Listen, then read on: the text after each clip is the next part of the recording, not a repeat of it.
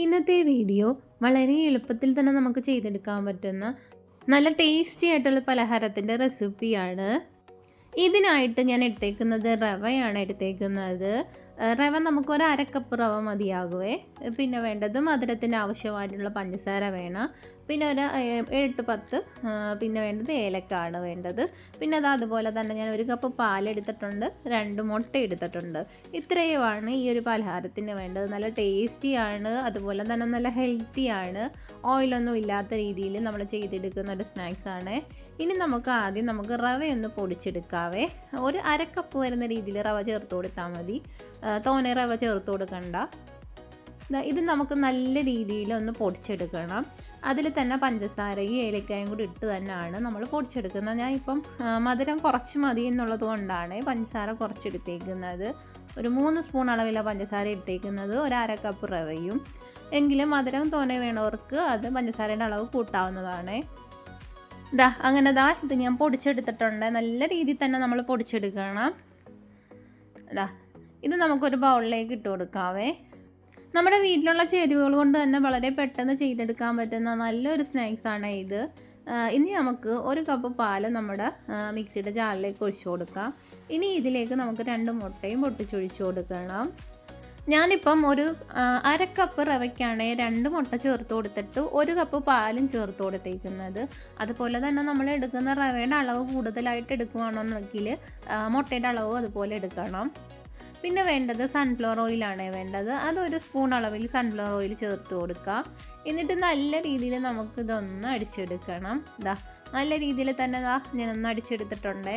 ഇനി നമ്മൾ നേരത്തെ പൊടിച്ചു വെച്ചിരുന്ന പഞ്ചസാരയും റവയും കൂട്ടില്ലേ, അതിലേക്ക് നമുക്ക് ഒഴിച്ചു കൊടുത്ത് ഒന്ന് മിക്സ് ചെയ്തെടുക്കണം.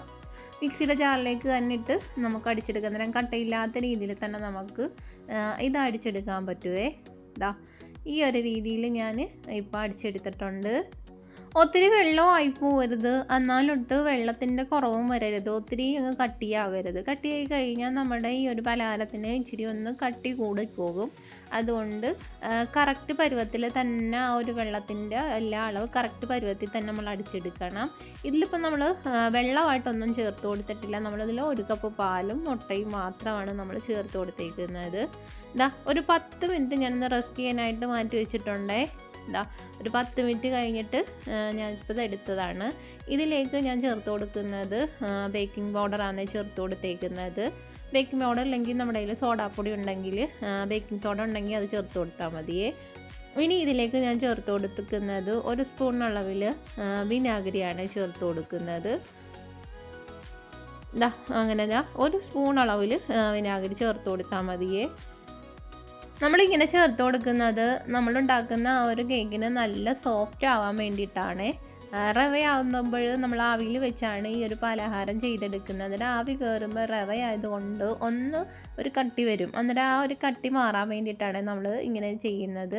അന്നേരം നല്ല സോഫ്റ്റായിട്ട് നമുക്ക് കിട്ടുകയും ചെയ്യുവേ. എന്നിട്ട് നമുക്ക് നല്ല രീതിയിലൊന്ന് മിക്സ് ചെയ്തെടുക്കാവേ. റവയിലാണെങ്കിൽ ഒരുപാട് ഗുണങ്ങൾ അടങ്ങിയിട്ടുള്ളതാണ്. റവയിൽ കാർബോഹൈഡ്രേറ്റ് ധാരാളമായിട്ട് അടങ്ങിയിട്ടുണ്ട്. ഇത് ശരീരത്തിൽ പെട്ടെന്ന് നമുക്ക് ഊർജ്ജം നൽകാൻ സഹായിക്കുന്നതാണ്. അതുപോലെ തന്നെ റവയിൽ അയൺ അടങ്ങിയിട്ടുണ്ട്. ഇത് രക്തത്തിലെ ഹീമോഗ്ലോബിൻ്റെ അളവ് വർദ്ധിപ്പിക്കാനും വിളർച്ച തടയാനും സഹായിക്കുന്നുണ്ട്. ഇതിൽ മഗ്നീഷ്യം, പൊട്ടാസ്യം എന്നിവ ഉള്ളതിനാൽ ഹൃദയത്തിൻ്റെ പ്രവർത്തനത്തിന് നല്ലതാണ് ഈ റവ. നമുക്ക് ഏത് ഷേപ്പിൽ വേണമെങ്കിലും നമുക്ക് ഈ ഒരു കേക്ക് ചെയ്തെടുക്കാവേ. ഞാൻ ഈ ഒരു കുഴിയുള്ള ഒരു പാത്രത്തിലേക്കാണ് ഒഴിച്ചു കൊടുക്കുന്നത്. എന്നിട്ട് നമുക്ക് 1 സ്പൂൺ നെയ്യ് ഒഴിച്ചു കൊടുത്തിട്ട് നല്ല രീതിയിൽ എല്ലായിടവും ഒന്ന് നമുക്കൊന്ന് തേച്ച് കൊടുക്കാവേ. എന്നിട്ട് നമുക്ക് ഈ ഒരു പാത്രത്തിലേക്ക് ഒഴിച്ചു കൊടുക്കാം. ഒത്തിരി ഒഴിച്ചു കൊടുക്കണ്ട, ഒരു 3 സ്പൂണ്, ഒരു 4 സ്പൂണ് ആ അളവിൽ നമ്മൾ ഒഴിച്ചു കൊടുത്താൽ മതിയേ. അന്നേരം അത്യാവശ്യം ഒരു കട്ടിയിൽ നമുക്ക് കിട്ടുകയും ചെയ്യും. ശരീരഭാരം കുറയ്ക്കാൻ ആഗ്രഹിക്കുന്നവർക്കൊക്കെ നല്ലതാണ് ഈ റവ കൊണ്ടുണ്ടാക്കുന്ന ഏത് ഫുഡും. എന്നിട്ട് നമ്മൾ ഇതുപോലെ ഒന്ന് തട്ടിക്കൊടുക്കുകയാണെന്നുണ്ടെങ്കിൽ അതിൽ എയറുണ്ടെങ്കിൽ എയറെല്ലാം അങ്ങ് പോവുകയും ചെയ്യും. നല്ലൊരു ഷേപ്പിൽ തന്നെ നമുക്കിത് കിട്ടുകയും ചെയ്യുവേ. അങ്ങനെ ഞാനിതൊരു ആവി കയറ്റാനായിട്ട് ഒരു പാത്രത്തിലേക്ക് വെച്ച് കൊടുത്തിട്ടുണ്ട്. ഒരു 15 മിനിറ്റ് നമ്മളിതൊന്ന് കുക്ക് ചെയ്തെടുക്കണേ. നല്ല ടേസ്റ്റി ആയിട്ട് നല്ലൊരു പലഹാരമാണ്. നിങ്ങളെല്ലാവരും ഒന്ന് ട്രൈ ചെയ്ത് നോക്കുക. ഇവിടെ നല്ല രീതിയിൽ നമ്മുടെ റവ കേക്ക് റെഡി ആയിട്ടുണ്ട്. നമ്മളെ വീട്ടിലുള്ള ഇൻഗ്രീഡിയൻസ് വെച്ച് തന്നെ വളരെ പെട്ടെന്ന് ചെയ്തെടുക്കാൻ പറ്റുന്ന നല്ലൊരു ഈസി സ്നാക്കാണ് ഇത്. നിങ്ങളെല്ലാവരും ഒന്ന് ട്രൈ ചെയ്ത് നോക്കുക. എല്ലാവർക്കും ഇഷ്ടപ്പെടുന്ന നല്ലൊരു സ്നാക്കാണിത്. വീഡിയോ ഇഷ്ടമായാലും ഒന്ന് ലൈക്ക് ചെയ്യാനും അതുപോലെ തന്നെ ചാനലൊന്ന് സബ്സ്ക്രൈബ് ചെയ്യാനും മറക്കല്ലേ. അടുത്ത വീഡിയോയിൽ കാണാം.